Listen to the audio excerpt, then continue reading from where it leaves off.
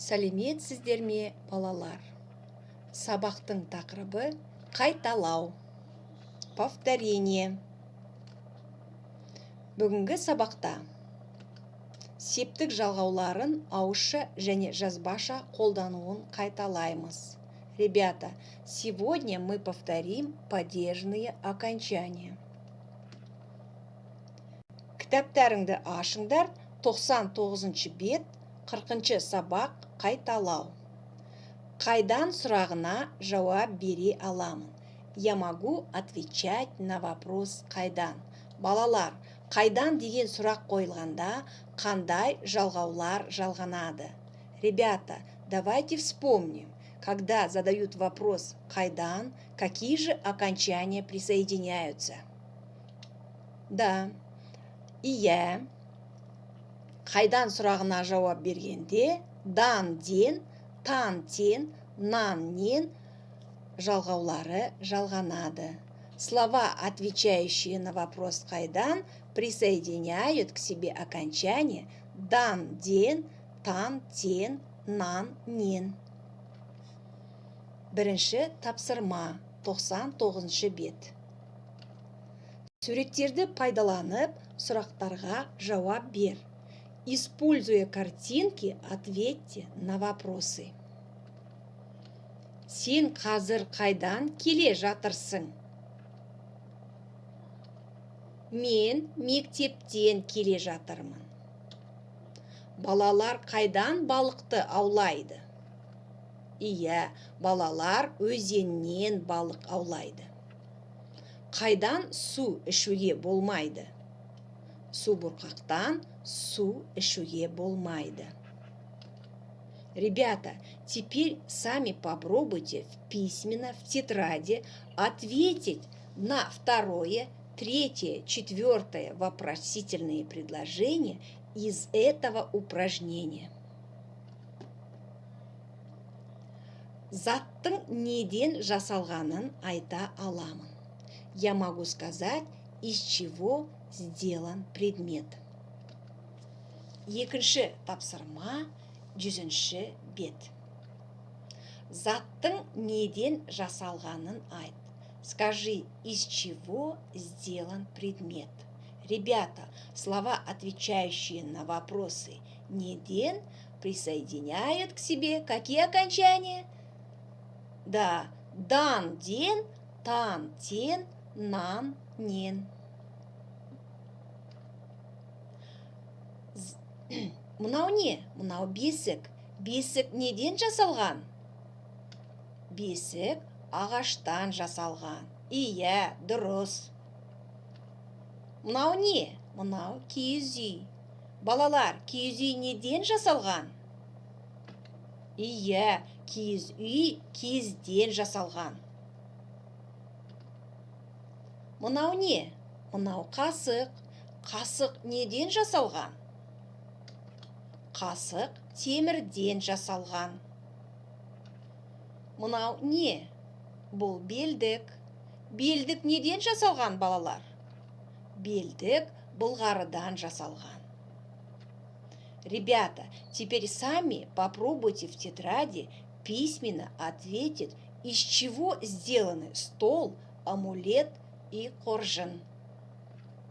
Жақсы, балалар. Заттың кімнен алғанымды айта аламын.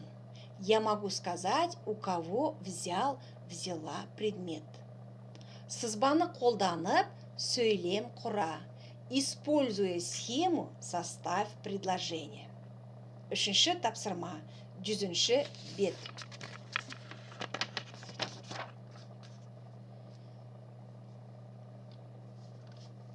Әжемнен кәмпит, құрт, қоржын алдым. Ребята, теперь сами попробуйте в тетради письменно составить по схеме следующие два предложения. Кімнің, ненің, кімдікі, ненікі сұрақтарына жауап бере аламын. Я могу ответить на вопросы кімнің, ненің, кімдікі, ненікі. Төртінші тапсырма, 101 бет. Жалғауды дұрыс жалғап жаз. Ребята, вам нужно правильно прибавить окончание. Ребята, слова, отвечающие на вопросы кімнің, ненің, какие же окончания к себе присоединяют? Давайте вспомним. Иә, кімнің, ненің сұрағына жауап беретін сөздерге нің, дың, тың жалғаулары жалғанады. К словам, отвечающим на вопросы кімнің, ненің, присоединяются окончания нің, дың, тың. Давайте будем выполнять задание.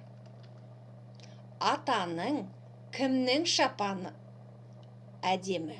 Атаның шапаны әдемі. Екінші, бөлменің, ненің, іші өте кең екен.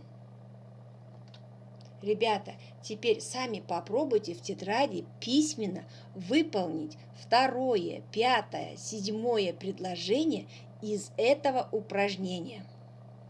Келесі тапсырма, 5-ші тапсырма, 101 бет. Сұрақтарға жауап бере отырып, сөйлем құра. Ответь на вопросы письменно. Мына көйлек кімдікі? Бұл көйлек Анардікі. Мына кілт ненікі? Бұл кілт үйдікі. Ребята, слова, отвечающие на вопросы кімдікі, ненікі, какие же окончания присоединяют? Посмотрите, пожалуйста. Анардікі. Кімдікі? Анардікі. Соответственно, к этим словам присоединяются окончания дк, тк, нк. Ребята, теперь сами попробуйте в тетради письменно ответить на первый, второй вопрос из этого упражнения. Кімге, неге, қайда сұрақтарына жауап бере аламын. Я могу отвечать на вопросы кімге, неге, қайда. Ребята, давайте вспомним, какие же окончания присоединяют слова, отвечающие на эти вопросы. И я, слова, отвечающие на эти вопросы, присоединяют окончания ға, ге, қа, ке, на, не, а, е. 6-шы тапсырма, 101 бет. Жалғауды дұрыс жалғап жаз. Правильно добавь окончание и перепиши предложение. Менің балама кәмпит беріңізші, өтінемін. Қалаға бара жатырсыз ба? Менде барайын. Ребята, теперь сами попробуйте в тетради письменно выполнить 3, 4, 5 предложение из этого упражнения. Дәптерлеріңді ашыңдар, бүгінгі күнді жазыңдар. Қарашаның 19-ы қайталау. 1-ші тапсырма, 2-ші тапсырма, 3-ші тапсырма, 4-ші тапсырма, 5-ші тапсырма, 6-ші тапсырма. Ребята, выполняем все 6 упражнений из этого урока. Из каждого упражнения вы выписываете по 2, по 3 предложения, которые я говорила в начале урока. Ребята, образцы не писать. Кері байланыс. Түсіндім? Сұрағым бар. Түсінген жоқпын. Сабақ аяқталды. Сау болыңыздар.